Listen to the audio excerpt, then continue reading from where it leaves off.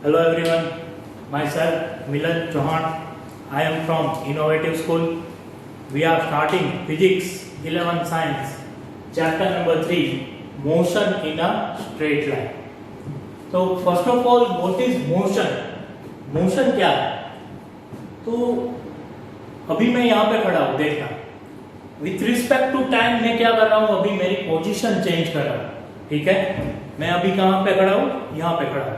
With respect to time मैंने अपनी position change की, तो मैं अभी क्या हूं? मैं अभी मोशन में हूं, ऐसा बोल सकते हैं, ठीक है? तो what is motion? It is change in position, change in position with respect to time is called motion. What is motion? It is change in position with respect to time is called motion. ठीक है? Physics में ऐसी कई सारी physical quantities है जो हम motion in a straight line में डिस्क्राइब कर सकते हैं. इनमें से हम तीन ऐसी फिजिकल क्वांटिटीज है जो आज हम पढ़ने वाले हैं. पहली है उसमें से position.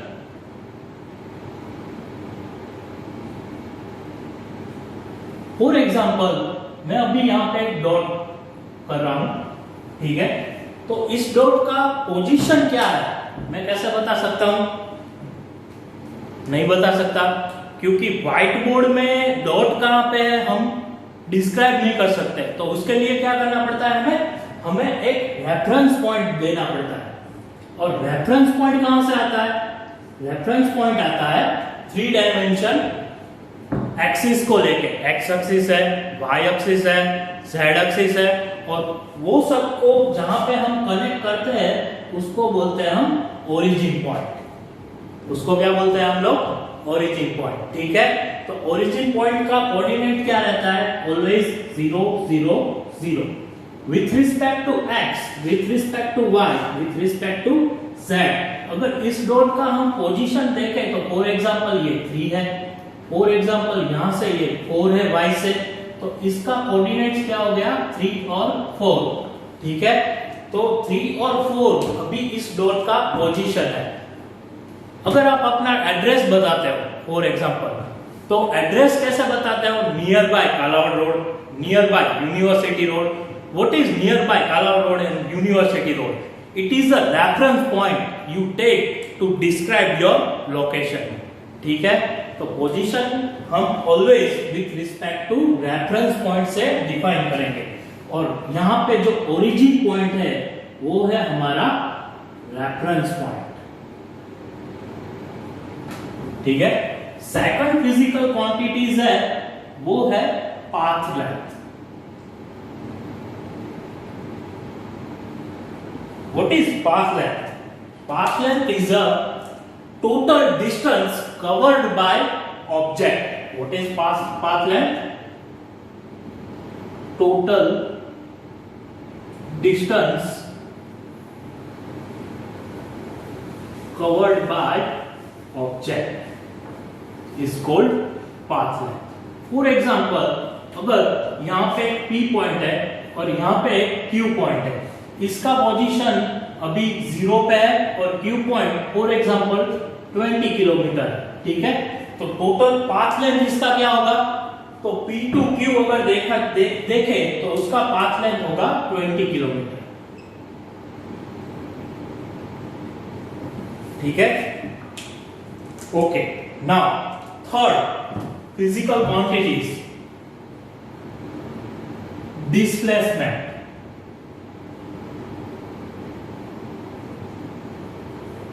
What is displacement? Displacement, it is a distance between ending point and starting point. What is displacement? It is a distance between starting point भी बोल सकते हैं और ending point भी बोल सकते हैं.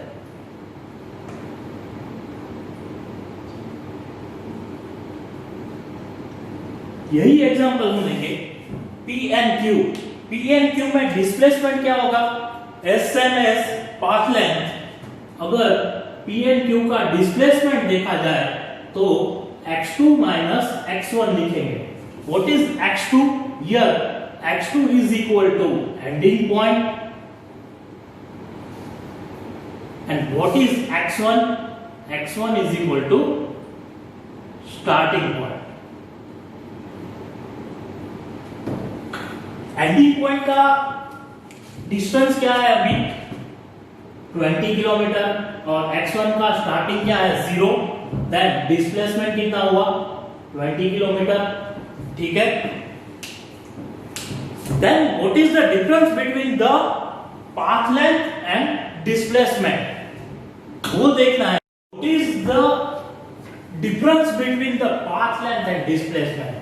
अभी हमने देखा कि पाथ लेंथ भी 20 किलोमीटर है, डिस्प्लेसमेंट भी 20 किलोमीटर है, तो ये दोनों अलग अलग टर्म कैसे हुए? ठीक है, तो हम देखेंगे। For example P, Q and R लेते हैं। ठीक है, P 0 पे है, Q 20 पे है और R 40 किलोमीटर है। ठीक है ना।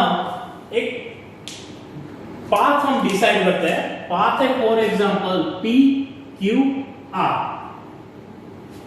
P, Q, R में पाथ लेंथ क्या है? तो पाथ लेंथ देखेंगे, it is a total distance between the starting point and ending point. Then path length is 40 kilometre. पहले हम क्या थे? P पॉइंट पे, फिर हम कहां पे है? R पॉइंट पे। तो टोटल डिस्टेंस कितना कवर किया है हमने? 40 किलोमीटर। ठीक है। फॉर एग्जांपल और एक पाथ लेते हैं P, Q, R and Q।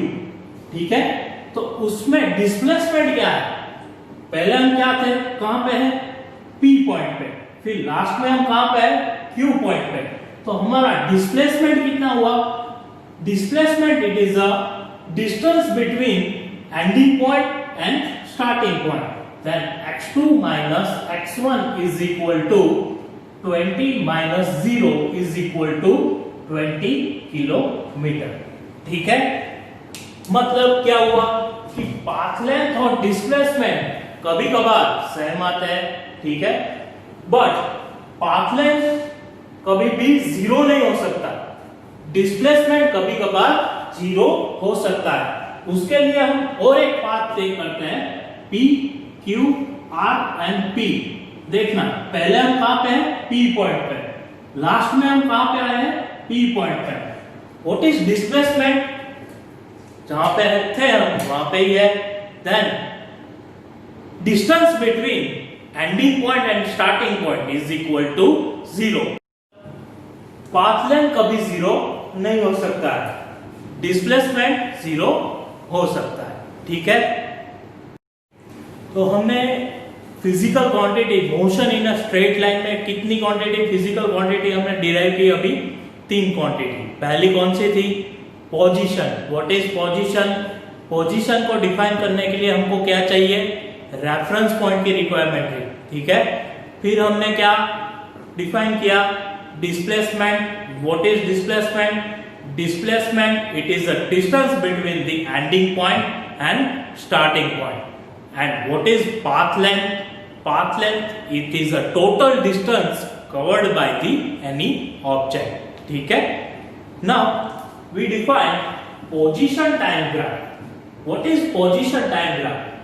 Position time graph it is an important parameter to determine the physical quantities.